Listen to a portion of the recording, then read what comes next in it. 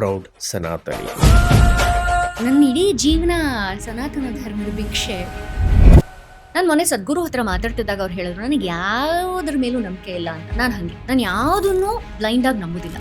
ನನಗೆಲ್ಲದಕ್ಕೂ ಕೂಡ ನನಗೆ ಎಕ್ಸ್ಪ್ಲನೇಷನ್ ಬೇಕು. ನಾನು ಯಾಕೆ ಮಾಡ್ತಿದ್ದೀನಿ ಅನ್ನೋ ರೀಸನಿಂಗ್ ಬೇಕು. ತುಂಬ ಜನ ನನ್ನನ್ನು ನೋಡಿರೋರು ಮೆಸೇಜ್ ಮಾಡೋದು, ನೀನೇನು ಸನ್ಯಾಸಿ ಆಗ್ಬಿಡ್ತೀಯಾ, ಏನು ಆಶ್ರಮ ಕಟ್ಬಿಡ್ತೀಯಾ, ನೀನೇನೆಲ್ಲ ಬಿಟ್ಬಿಟ್ಟು ಹೋಗ್ಬಿಡ್ತೀಯಾ.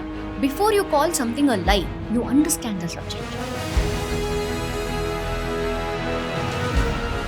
ಲಿಂಗಭೈರವಿಯನ್ನ ಬಹಳ ವಿಶೇಷವಾಗಿ ಕಾನ್ಸಿಕ್ರೇಟ್ ಮಾಡಿದ್ದಾರೆ ಸದ್ಗುರು.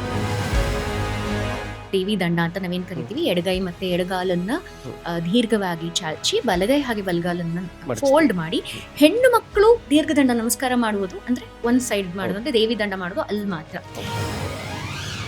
ಅಕ್ಕ, ನಿಮ್ಮ ಪ್ರಕಾರ ಮ್ಯಾನಿಫೆಸ್ಟೇಷನ್ ಅಂದ್ರೆ ಏನು?